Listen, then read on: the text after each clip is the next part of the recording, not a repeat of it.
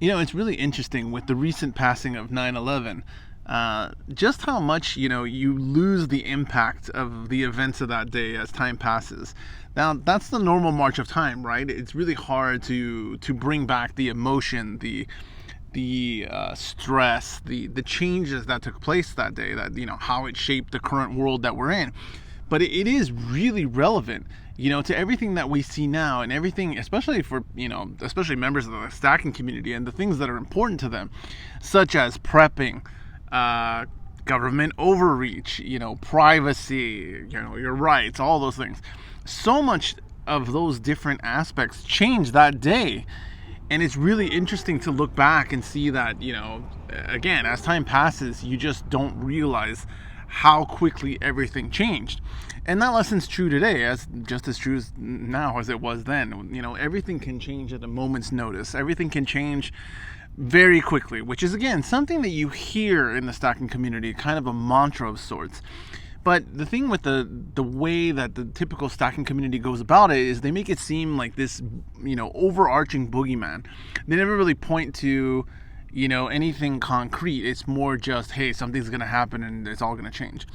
More likely, I would say in my case, if anything were to happen, it's probably going to be very similar to, what the events of 9/11 were like. It was something that, it was something that was somewhat localized when you really think about it, but it felt like it really impacted everyone. There was fear created from it, and everyone, on that day, the uncertainty of what was going to happen next really impacted, the future. It's really crazy to think back, like, when I watch, I'm like a history, oriented person. I love, like, reading, seeing things. I love, reliving historical events like that, because it reminds me that before those things happened, you can't fathom what the actual events were.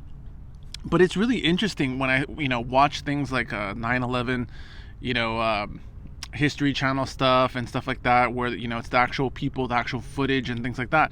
As these events are unfolding, the terror, the trauma, the real life of what's going on is, like, so profound.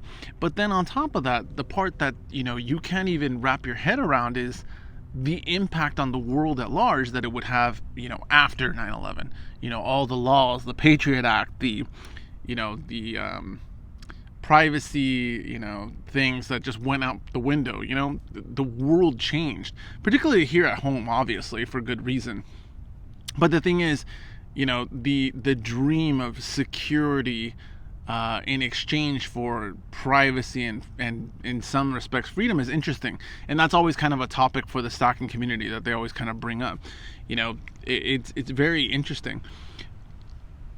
On a different note, something that's interesting that's happening right now. So in Vegas, I'm not sure if you've heard that, the MGM Casino Group, all of their different casinos are under, like, a major cyber attack. So, like, they are pretty much back to the 70s. Like, everything is manual right now. They can't check in guests at their hotels. Their slot machines don't work. Everything has to be done manually. Their company emails don't work. Crazy. But it's interesting because it's not getting too much attention as of yet, even though it's been going on for almost a week at this point. I think it happened Saturday or Sunday is when it started, and it's still going. Very interesting, because when you think about something like 9/11, it's an event that, it's not that it wasn't, something that people could conceive of. It's just when it actually happens, it feels like, no one could have ever thought of this.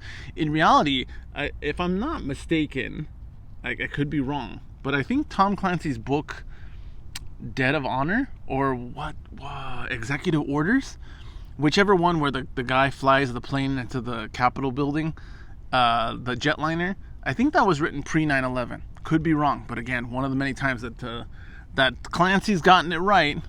So I don't think it was one of those things that, people hadn't contemplated. I think it's just, you don't actually think it'll ever happen until it does. Now, this whole cyber attack in Vegas, who knows? Who's to say that, these kind of things are not dry runs for some type of, like, state-sponsored, cyber attack? all it takes is one. All it takes is one large, well-coordinated attack. Who knows who the perpetrator would be, or perpetrators, whether they're state-sponsored, whether it's like a terrorist group or hacker group. Who knows? But all it would take is one thing like that for this environment, especially for those people. Again, the stacking community is very big on their freedoms and I'm not willing to give up my. I assure you that if there is a major cyber attack, like on the financial institutions, it'll be the same thing as 9/11, where right away the public sentiment will turn to giving up any semblance of privacy in exchange for security, especially over their finances, over their money, that is very pertinent to like everything that's going on, because I think that is the big difference. The lesson of 9/11. 9/11, people were concerned for their safety, the safety of their loved ones, the safety of their, just safety in general, right? Every time a plane flew by, you're looking at the plane. Every time you hear the whine of jet engines, you're looking at it. But if it's a cyber attack, particularly against financial institutions, what's the next most important thing to most people other than their safety? Their money. Right away, people will be willing to do whatever it takes and allow government, doesn't matter who's in office, so get over the, right versus left and blue, red, nobody cares. The mechanisms here are bigger than all of that. And the reality is that, if that happened, like I said, I would be completely non-shocked to see everybody change their tune very quickly to, hey, let's do whatever it takes to make everything secure. Fed coin, digital currency, whatever form that takes. This kind of stuff will be the last thing that people will worry about. People, in my opinion, cyber attack, things like that, are not going to make things like this. Now, the stacking community would probably tell you that things like this would probably gain in value. Like, well, people are going to want sound money. If you don't hold it, you don't own it. I can definitely see that. That's logical, right? But I think the real overarching, and there may be a temporary bump from something like that, but it would be more prone to, again, letting other mechanisms of just the regular system that we have come into play, like digital currency or Fed coin or whatever it is that makes things more secure. Very interesting, but again, those lessons are lost when you really think about 9/11. The more time passes, the more people forget. The more people weren't even alive back then. So, just like Pearl Harbor or anything like that, if you weren't alive at that time to experience it as it happened, I mean, even think about, Pearl Harbor or something like that, the day that will live in infamy. The people had to find out about it via the radio or via the newspaper way after the fact. Whereas during 9/11, we were watching it in real time. This was happening live. You were experiencing it as it happened. That's a pretty crazy concept when you think about it, and that is the world that we live in. Now imagine a cyber attack where, let's say, JP Morgan is getting hit, Bank of America, Wells Fargo, and you hear about it on the radio. What are you going to do? You're going to panic and go to the bank to get your money, get your cash, or do whatever you can do to try to protect your funds. Can you imagine the contagion event that would occur? Interesting. Coin shop's not going to be open. Can't get your silver. Coin shop not going to be open. You can't trade your silver. Can't trade your gold. Well, I could still trade other people. Again, if you're doing that during that time, it's going to make you more of a target than anything else. Crazy concepts. But again, these are all pertinent when you think about where we are. This environment, things like this always happen when you don't expect, when you're kind of distracted. And again, this whole thing with MGM really strikes me as, interesting, because you would think casinos, high dollar, high value targets, would have pretty good, cybersecurity, right?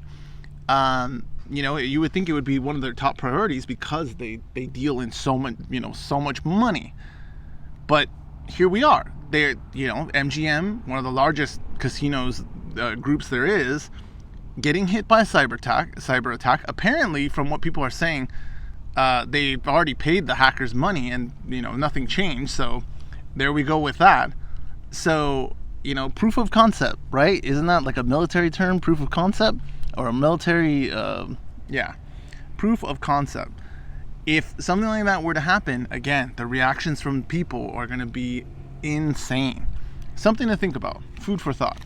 I also have an unboxing. So these are some items that I purchased this week from our favorite APMEX, the most expensive of all. But here we go, the 2-ounce Silver Libertad, proof Silver Libertad. This guy was kind of on my radar. Big fan of the cartels and the Libertads. Just kidding. But look at that. Look at that. That is a nice looking proof. The mirror-like shine. I would say a much nicer coin than the American Eagle. Now that's debatable. This one over here is the burnished Libertad. But again, two very nice pieces. This one I already had. This one's the new edition. But I like it. I like it. That is a chunky coin. Look at that. Versus just the normal Libertad size. That is a big, chunky proof. Now this guy here, that'll set you back a pretty penny if you're interested in this kind of thing. Ideally, what I would like is the gold 2-ounce Libertad, but they're asking your firstborn for that kind of thing from APMEX, so I don't know if that's in the cards. Perhaps one day. Perhaps one day. Again, also, kind of threw this in. I don't know why I ended up purchasing this bar, but I wanted to see what it looked like. It's kind of like an Aztec calendar type bar. Not sure how impressed I am with that. Let's see the front of it. It's an okay looking bar, just a generic looking bar. But this was the other highlight of the purchases. Again, big fan of Kookaburras. This is the 2023, I believe, Kookaburra. Nice looking pieces. I mean, I like this new script looking stuff they're using on the Kookaburras. It really does look pretty nice. Now, the hard part with all of them is with the drop in spot price, you really haven't seen too much reaction from, actual purchasing prices for silver. So I decided to pull the trigger when silver was in the mid 22s. I got a nice bump, I think, today. But I had already made this purchase, so good for me. But, nice additions to the stack. I think, overall, though, this is really the star of the show. There's no doubt about it. That mirror finish on that chunky, that is a very chunky Libertad, very heavy chunky Libertad. That's a pretty nice piece. That's definitely a keeper. But again, if I could get this bad boy in gold, that would definitely be where it's at.